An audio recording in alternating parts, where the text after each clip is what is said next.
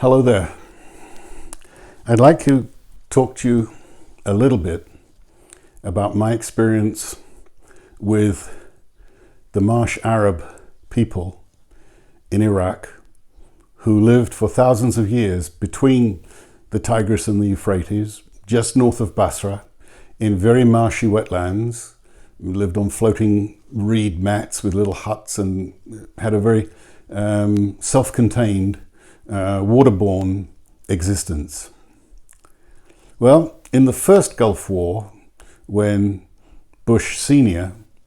was attacking Iraq, after the Americans had invaded, they broadcast to various groups in Iraq, including the Marsh Arabs, rise up and strike against Saddam Hussein, which the Marsh Arabs did because they were not part of his Tikrit mafia, and they were targeted by him quite ferociously. Here is a picture of a map of where they lived. You see that pink part north of Basra and the marshy area shown by the blue squiggly lines. It's a very large area. So anyway, the Marsh Arabs did rise up and fight, but the Americans never looked after them. When the Americans withdrew, Saddam Hussein, who was known to be a man who bore a grudge, decided he would do something very, very bad to the Marsh Arabs, and he drained the marshes that for thousands of years, and here's a picture of them when they were still properly wet, and these reeds and rushes are everywhere, and the little boats go round and they fish and they do their thing. He drained it. He drained it dry. And then he drove the surviving people into cantonment villages up and down the main Basra highway, and that's where they stayed. So what did it look like after they had had the marshes drained? Well, it really did look something like that. And I, at that time that I was there in 97, have actually driven from side to side on the baked mud, the dried out mud of what were the famous wetlands of that area. So that's basic background to where I was and what I was doing. It was part of the Oil for Food program. What happened was that when I was in Basra with my partner, we had to do some checking on some installations that were 20, 30 clicks north of Basra. And we found ourselves driving past all kinds of army encampments and the villages of these displaced Marsh Arabs.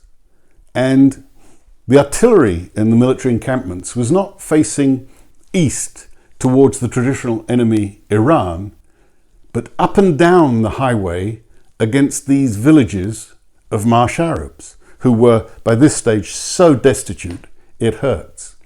And we then stopped, and we were doing something, I forget what it was, that my partner was taking the interpreter to ask some directions or something, anyway, some minor admin thing, and I was stretching my legs. We'd been in the car for quite a while, and a very diminutive, very young woman in a brown hijab and came up to me, and I knew immediately she was a Marsh Arab because her hijab was filthy. And if there's one thing that I was struck by in Iraq was even really poor people were scrupulously clean and their clothes were clean because that was what they believed in.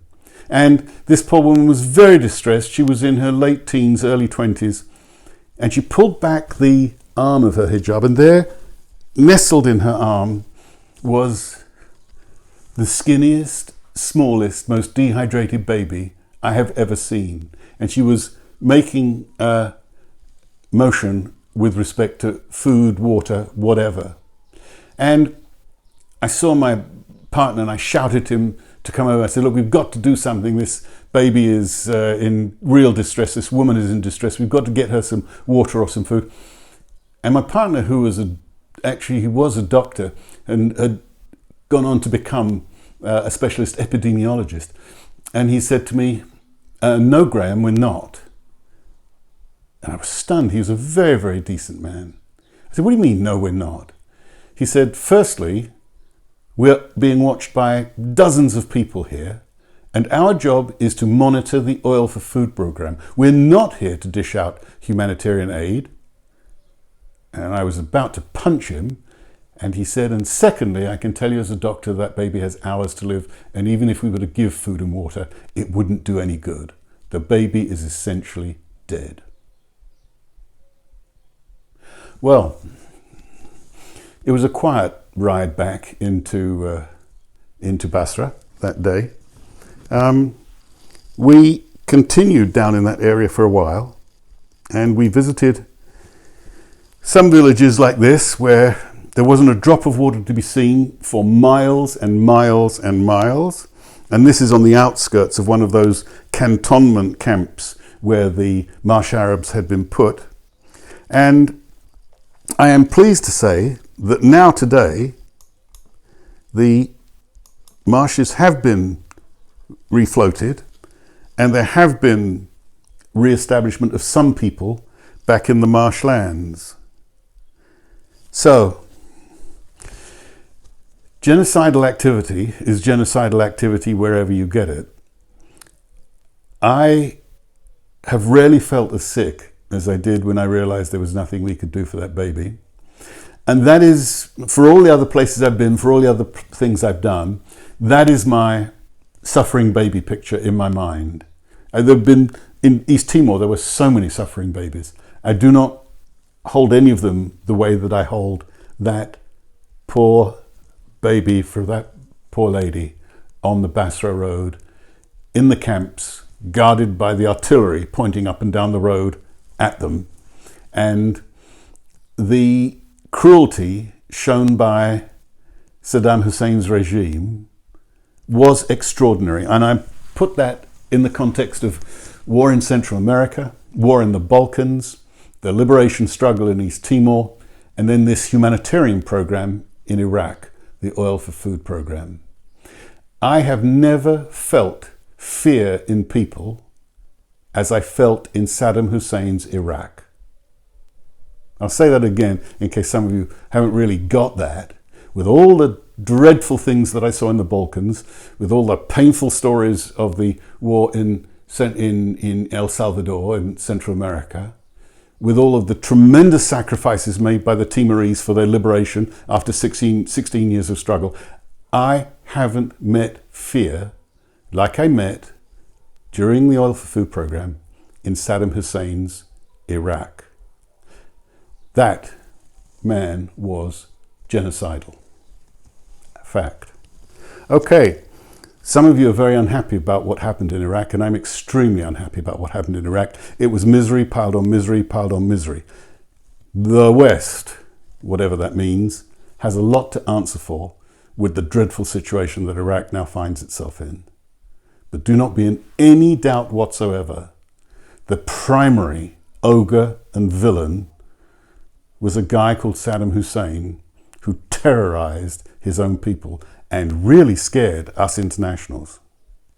Okay, let's have a look at the Cynefin framework on this. And it's pretty simple. The idea of reprisals on vulnerable populations. These are calculated actions. They belong in the complicated or professional domain. They're not brute actions in the obvious domain. This is not an animal attacking another animal. This is a calculated way of installing fear and dominating and controlling a population. This is in the complicated domain. The complex domain here, there has been rebuilding of Marsh Arab communities, but they haven't come back to what they were. When you take a fragile culture that's been going for thousands of years, and you squish it completely, and you demoralize it completely, just filling the marshes back up with water is not enough. You can break a vase into 1,000 pieces by dropping it on the floor, and get 995 pieces back in the right places, there will always be some tiny pieces missing, and there will always be the crack marks of where it was broken in some places. No matter how beautifully you mend it in other places, it is never the same vase. And I think that is a really important thing to remember when we start intervening and interfering and doing other bits and pieces.